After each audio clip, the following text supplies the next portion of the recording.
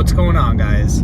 Joshua here. In this video, I want to talk about training your mind, okay? We need to learn to train our mind. Most of our daily existence is spent with an unruly mind, right? This is like a concept that I learned from Buddhism, from Hinduism. We need to spend time training. It's almost like an Olympic athlete spends time training their muscles. Well, your brain is a muscle, and we need to spend time to train it to become a finely tuned instrument. One of the best ways we can train our mind is through meditation. We're training our mind to be still. We're training our mind to be one-pointed through meditation. But in general, we need to become well-trained human beings. You know, our mind is an unruly instrument with a lot of energy. We need to learn to channel that energy and train it in one direction. Now, you know, have you noticed like a dog, when it's untrained and unruly, it doesn't have boundaries. It's ripping into everything. It's got an abundance of energy. It's tearing up your underpants. You know, it's terrorizing people, right? So a well-trained dog means that attention has been given to that dog, and it's been given direction. It's been given a purpose. It's been repetitively trained to do the right tasks, right? So we need to do the same thing, you know. In one of my favorite books, the Dhammapada, which I mention often, you know, I'll quote the Dhammapada. The Buddha says, you know, be like a well-trained horse, swift and spirited.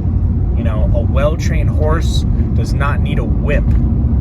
A well-trained mind doesn't need prodding from the world to be good, right? We're gonna get our ass whipped into shape by the world, whether we like it or not, right? The world is going to teach us some very harsh lessons. The mind needs training, right? Just like a child needs to be guided, needs boundaries, right? Just like an animal needs training. It's a process, you know. Self-discipline isn't just kind of having the willpower to all of a sudden be perfect all the time, right? Self-discipline is about training yourself to do the right things over and over and over again. You know, if you do a bad or evil habit, don't repeat it. Don't make pleasure in making it a habit. If you do a habit that's good and is causing joy, then repeat it. Take pleasure in making it a habit. That's also from the Dhammapada. But I'm just coming to that sense where it's like, you know, it's easy to make mistakes again and again and again. Our mind is going to feed us a whole line of bullshit every day about how it wants cookies, how it wants to go have fun, how it wants to take a trip, how it wants to spend some money, how it wants to go buy something, spend all this time on social media. Our mind is constantly feeding us a line about how it gets what it wants, how it feels that instant gratification, that pleasure. And it's wreaking havoc on our health. It's wreaking havoc on our mind. We need to become the ruler of our mind. You know, another quote from the Dhammapada. Long ago, my mind used to wander and do what it liked and wanted. You know, I was an unruly mind. Now I control my mind. Now I can rule my mind the same way that the mahout, that the master controls the elephant with the hooked staff, right? We have to become the ruler of our minds. We decide what our minds think and do, right? It says, train your arms and legs to serve others. Train your tongue to speak kindly to others. Train your nose and tongue, right? Train your eyes and ears. Train your whole body so that you're well disciplined, right? We need to create boundaries for ourselves. And when we do, we feel the freedom of health, wellness, good, true joy, right? We need to, continually train ourselves. The interesting thing though is when you do make a mistake, like me, every single day, it's like whenever I make a mistake, I feel it. It's like noticing the outcome of making that mistake. When you eat, ice cream, it feels good in the moment, but you notice about an hour later that your stomach hurts, that you feel exhausted, you're crashing on sugar. So we need to notice the things that are poisonous. We need to notice the things that aren't serving us, right?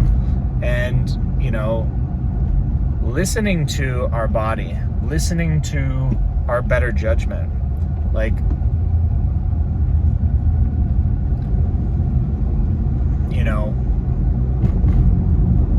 masters always do what ought to be done, and masters never do what ought not to be done, right?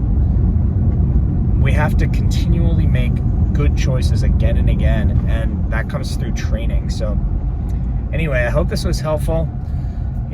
One of the best ways of training the mind is through meditation.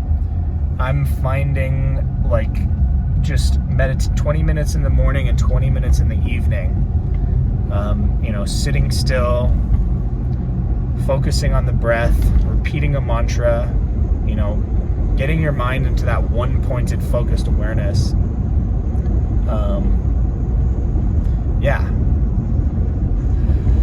So anyways, hope that was helpful. Just wanted to share some of the process. I am completely, I'm a human being, we're so fallible, it's like I make mistakes every single day.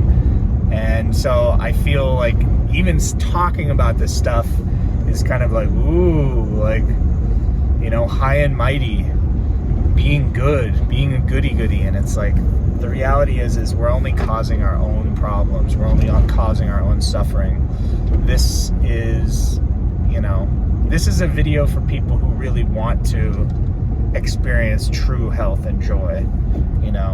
This is a video for people who are, on the path. A spiritual path is not just fun and games. It's not lovey-dovey, free. It takes work, it takes discipline. So anyway, I hope this was helpful. Love you guys. I'm gonna take a beautiful Sunday. I'm gonna go learn how to whack a little ball onto some well-cut grass. All right, I hope you guys are having a great day. Love you. Peace.